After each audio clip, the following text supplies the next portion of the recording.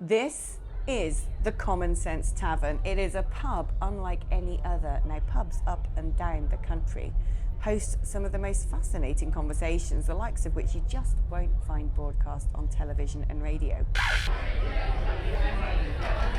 That is, until now. Because in this pub, I am going to be speaking to a range of guests, and we're going to be having the sort of conversations that you are having with your friends. We're going to be asking the sort of questions that are burning inside your mind, but aren't being answered when you watch television or on the radio or even in the newspapers. This is going to be broadcasting like never before.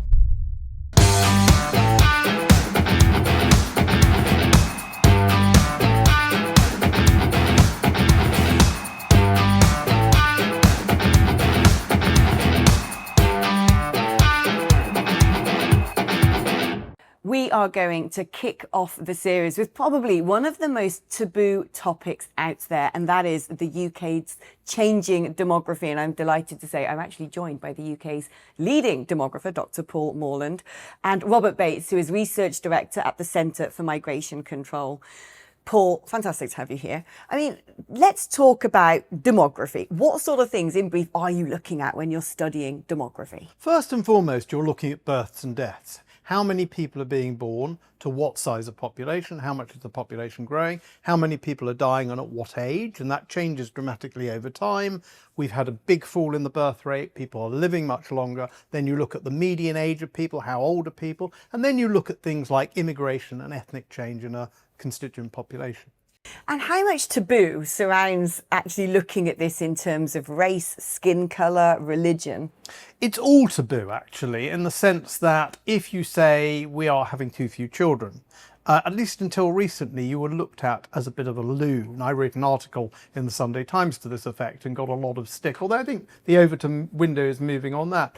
I mean, even more taboo is saying, well, hold on, these islands, the British Isles, have a population that has continuously lived in them, more or less, for hundreds, if not thousands of years, with very small immigrations over time. People talk about the Huguenots or the Jewish immigration at the end of the 19th century. These are tiny numbers. And when I point out that post-Blair, we've probably had more immigration every single year than we had in the whole period from the Norman conquest to the Second World War, initially people blink. But these are facts, and the population of the country is changing, the ethnic composition is changing, and it's really started changing very, very rapidly, very recently. So in the mid-90s, I mean, white British, you almost have to apologise for using the term, but the government has that as a term in the census. And the white British share of the population was well over 90% in the mid-90s. It's changing dramatically, it's changing rapidly. And it's something I think we have to talk about, whether we think it's marvellous or we think it's terrible or we think it's embarrassing to discuss. I think we should talk about it because it is happening.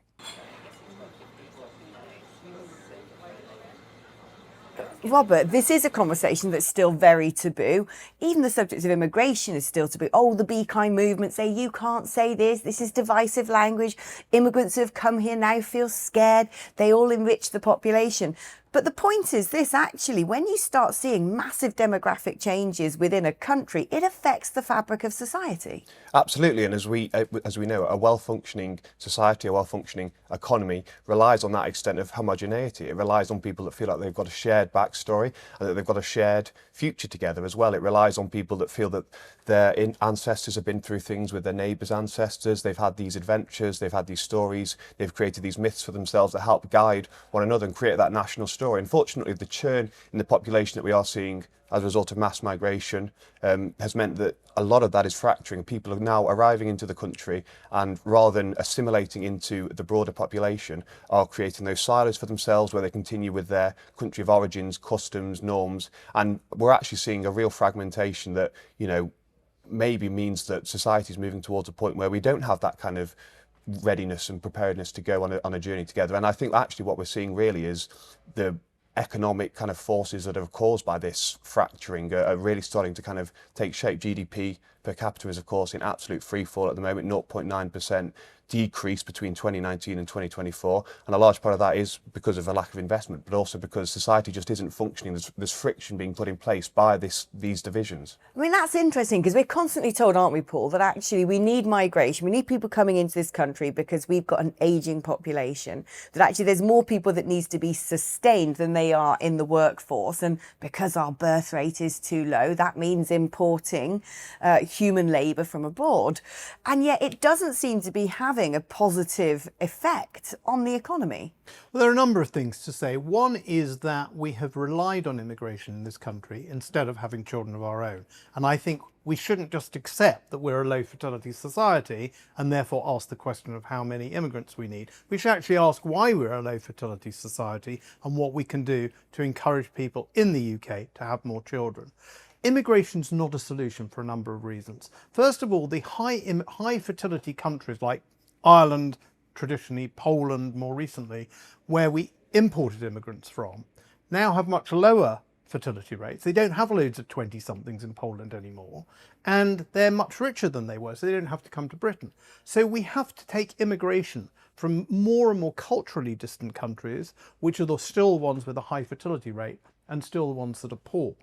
And when you take immigration from those sorts of countries, number one, it's much more difficult to integrate people. Their religion is more distant, their culture is more distant. And number two, their education at home has probably been pretty limited. So if you bring in people with very, very low human capital, it's not surprising that you are pulling down the per capita GDP. I mean, the other argument against immigration as a solution to our lack of fertility is that immigrant fertility rates come down. In Britain, some of our immigrant groups, like the Afro-Caribbeans, like the Hindus and the Sikhs, probably have a lower fertility rate than the national average, or certainly not much higher. So what that means is you bring in immigrants to support your ageing population, they get old, and then you have to bring more immigrants in to support them. And eventually, instead of a country, you have a kind of Ponzi scheme in which you bring in more and more young people from the few countries that still have lots of young people to support an ageing core, and that goes on forever. Well, like all Ponzi schemes, it can't go on forever.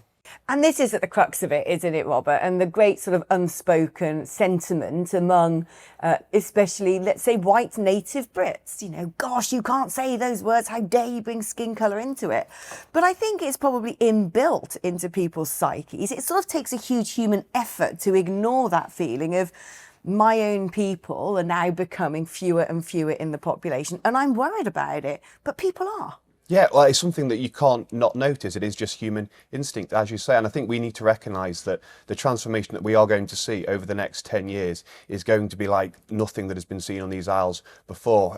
If you use the kind of ONS data that they put out a couple of months ago and you kind of project that net migration is probably going to be settling around 400,000 to 500,000, despite the white paper, despite the bold plans that Keir Starmer introduced, then we can see in 10 years' time that about a quarter of the population will be first generation foreign born. That's before we then get into the second generation and third generation components of the populace. In 10 years' time, we're on about 16% at the moment, but the levels that we are seeing and the fact that many migrants aren't returning at the end of work visas and are actually staying longer term. When we were in the European Union, we had predominantly European migration. You saw a lot more emigration of people would come and work for 5 years and then leave. We don't have that at the moment. What we've got now is individuals coming from low-income countries from outside of Europe, and they're coming to make a life and make a future for themselves and their children in this country. And unfortunately, as a result of that, we are seeing the kind of transformation that I've just discussed. If I can add to that, if you think about the taboos, I often say that if you go to Japan and you said to people in Japan, come back in 50 years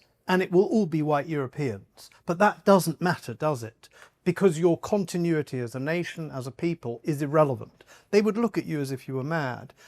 People have made similar comments in Tunisia, where the Tunisians are concerned that their Arab identity might be overwhelmed by very large migration, sometimes people moving through Tunisia and sometimes staying from further south. So it's perfectly normal and natural and acceptable to have that point of view. Others might agree, others might be cosmopolitan liberals who think that actually all human beings are interchangeable. I don't think either point of view is unacceptable, but we live in a funny world where just for white Europeans, one side of that argument is absolutely unsayable and unspeakable, in a way it is for no other people, no other nation, no other ethnic group in the world. Yeah. I think you're absolutely right. And I think the UK has a really peculiar situation. Even within Europe, we have a real liberal class that just relishes the self-flagellation that they get to take part in because of Britain's history, the evil past that they are so fond of. And, you know, you will be debating individuals about the sort of changes that are being brought to this country as a result of mass migration. And the response they'll often go is, well, we went and colonised their lands. This is kind of them returning the favour, as you like. So there is a kind of, you know, I think some people really get off on the idea of kind of it being a justice settle. They're very willing to talk about we must save the giant panda from extinction. It's not having enough babies, and wouldn't that be a shame if they disappeared, but not talking about, you know, white Brits themselves. But I want to ask you that the sort of big question really is when, based on if things were to change, we know that, you know, we're told that this is a blip and anomaly since COVID, that we were grossing at one point over 1 million people coming into this country, settling at around 750,000. In theory, it's supposed to come down to 500,000, which is still eye-wateringly high. But let's say it does settle at around 500,000. At what point does a white Brit look around and think, I'm the, well, no, at what point, not just look around, what point are they the minority? How quick can that happen? Well, the best research that was done was by the Oxford demographer David Coleman, which suggested sometime in the 2050s or maybe early 2060s. But since then, immigration has got much more rapid. The other thing is it doesn't really matter the point at which the population is 50-50, 50% what under the census would be called white British and 50% other. Because at that point, given the different age structures, the younger population would be much more minority and much smaller white British. So you'd already at that point have baked in the demise of the white British majority. I mean, what do you think that's going to imply in this country? Because, you know, let's say in my lifetime, because, you know, 2050 is 25 years away. And that, you know, I hope I'm going to live into my 60s, you know. It's very immediate, actually. What is that going to mean for Britain? Is that going to mean that we've created something that nobody can sort of feel part of, that the whole edifice of a nation state starts falling apart? I think if we reach that point, then the very idea of Britain is on its knees and is very close to expiring. I think, unfortunately, what we'll see there is, rather than national identity being a key part of people, how they see themselves, how they view themselves and orientate themselves in society, you'll see an atomisation, people looking, and we saw a part of this actually even earlier this decade with the kind of the woke culture and the identity politics. That was people looking to fill a kind of void, a higher calling, and feel that kind of part of themselves where they need an identity that can take sort of a predominant place in their setup. And I think, unfortunately, if we're heading towards the place in 2050, we'll probably see people holding on to their kind of country of origin, their heritage, and that culture that comes along with that. But I also think we'll see people kind of scrabbling around looking for other kind of things onto which to attach their loyalty, attach their kind of fidelity. And I think that really is leading to a society that's unguided and kind of staggering around, lost and not knowing itself.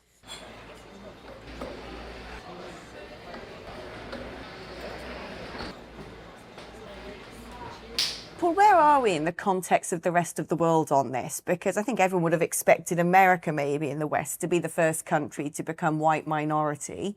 But looking at the demographic changes that the UK has witnessed recently, and I'm staggered when you talk about year upon year, the immigration being higher in that 1 year than it has been for the 2,000 years previously. You really start to contextualise the acceleration of this.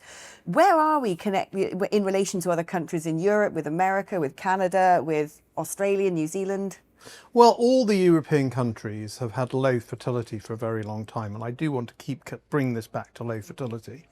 The United States had slightly higher fertility. The United States has always thought of itself as a country of immigrants, but it's not just other European countries. It's not just the United States. Canada, Australia are now countries of extremely high non-European immigration, and so their basic ethnic fabric is changing. Now, I do want to say that it is possible for people to assimilate. I am the son of immigrants. When my parents arrived here a very long time ago, 80 plus years ago, they were part of a very small immigration. And so first of all, there was a numeric thing. But the other thing was they joined a country in which they were told, you're really lucky to be here. Nobody made you come. You can continue to have your own lives in private, you can express your culture and your identity, but you're here and we expect you to become British. We expect you to assimilate and we expect you to identify and have loyalty to this nation. And that, I think, is what's missing. If you, number one, you get rid of that narrative, and number two, you bring in numbers in such large numbers that you get communities that really become quite self-sustainable without any kind of integration, then you really undermine the nation entirely. Do you think anybody anticipated this? Because it's only sort of, to me, in the last 10 years, other than demographers like yourself, that in the last 10 years, probably in the last 2 years, that people have started to have this conversation. And I think when my grandparents were alive, I think if they had had any idea that the Britain they went to, fight in world wars to protect within their grandchildren's lifetime could basically be gone, it would have horrified them. I mean, sticking with this, is it reversible in terms of, are we now on a runaway train that because we've gone past potentially a point of no return, because we're already being outbred? I mean, gosh, the words I'm using now would sort of make a leftist burst into tears and want to send me to prison. But are we getting to a point now that actually it is irreversible, or could it be turned back round if all of a sudden white Brits said, right, that's it, we've got to start having lots of children, and for whatever reason they do start doing this? I think it would take a huge amount of arm twisting. Can it be reversed, or is this now inevitable? It can only be slowed down. Well, I don't think the government can possibly discriminate in terms of who has babies or encouraging some groups of Brits versus others. And I would be completely opposed to that. And when I call for people to have more children, I'm calling across the country for all people who are British, regardless of their ethnic origin.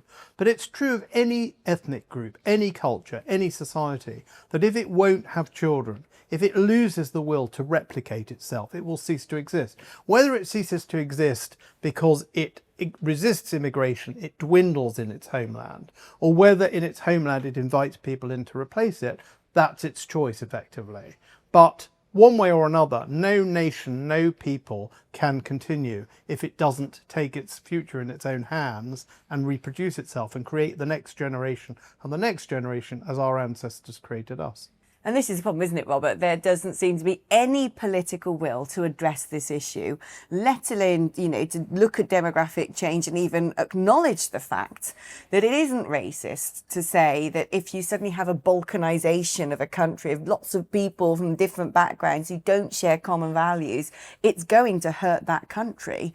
But the conversation of, well, okay, we need to make having children and sustaining ourselves, replicating, at the centre of what we do, because what is more important than humanity continuing to exist? Absolutely, but unfortunately those people that should be making that argument, those politicians, they have to one side a lever that they can just pull, and they have been pulling for successive decades now, the mass immigration lever. So they've not been needing to have that frank conversation with the British public about the need to improve the fertility of the country. I think the situation is reversible. I think the state we have got ourselves in is pretty dire, but the conversation around net migration figures needs to completely change. We need to stop talking about hundreds of thousands. We need to stop talking about tens of thousands. We need to get to a place where we're actually talking about seeing net negative migration, and there are many ways for which we can do that in terms of allowing visas to expire, or kind of actually removing the ability for indefinite leave to remain for any individual that has come in recent years as well. I think there is a whole host of policy measures that can be put in place to kind of alleviate that immediate pressure. The fertility one is probably something that requires a more transformation in society and culture, and I think we were discussing this earlier, Paul, weren't we, in terms of whether it's an economic incentive alone that can be done to help boost childbearing, or whether there's something more fundamental that needs to happen with the way we think about ourselves and view our obligation to one another. But I think the conversation in that regard is definitely heading in a very encouraging direction. You see a lot more politicians now openly talking about it in the House of Commons. We're living at the same time as this huge demographic change. I think it's probably connected that we're seeing huge political change, that we could well now see a new party, the first time in 100 years that a new party has come into what's been a two-party system and really shaken things up. Do you think that the Labour Party in the next 4 years are going to grab the nettle and be able to tackle this issue, to talk about it? Or do you think actually what's going to come in, down the line as a result of the changes we're going through is basically a political revolution in the form of Reform UK? The Labour Party have fired their shot. What they've laid on the table now is the furthest they will go to try and address this situation, and I can guarantee that it will not be enough to satisfy where the British public's viewpoints are at the moment. We've seen a poll out today, actually, about 40% of the population want immigration either to be running at net negative or at net zero. These are policies now that would have seemed radical 10, 20 years ago, and it's something that neither the Conservative nor the Labour Party have shown any demonstration to be going near. So I think the fact that the Labour Party have laid out such a broad manifesto that does so little, and have spoken in the terms that Keir Starmer did speak, which was really recognised and resonated with a lot of people, the islands of strangers and such forth. We've reached a point now where they've run out of ideas, and I think 2029, as it hones into view, people recognise that we have really only got one last chance to turn this ship around, and we'll see what happens. And Paul, I mean, it seems to me that the sort of choice that might be levelled at voters is quite stark, because what we're hearing is people saying, well, you can't just cut off immigration. You'll total the economy if you do that. If you turn around and say, right, that's it, we're going to go for net negative immigration, then what's going to happen to the NHS? What's going to happen to hospitality? Is it worth trashing the economy if it means, in essence, saving Britain? I don't believe it's that trade-off. I don't believe that trade-off is required, and let me tell you why. So many people come here for reasons other than to work. So many people, for example, come to do university degrees which are often quite phony, or they don't then go back. So many people who come to work bring dependents with them. So the percentage of people who come in with actually on work visas and who are actually working is quite small. So I think we do need people to work. It's all very well to say that people aren't working, young people, we should try and get them into the workplace. There's a limit to how much we can do that. But we could certainly have short-term 5-year visas for people to come in to do the jobs that really require to be done.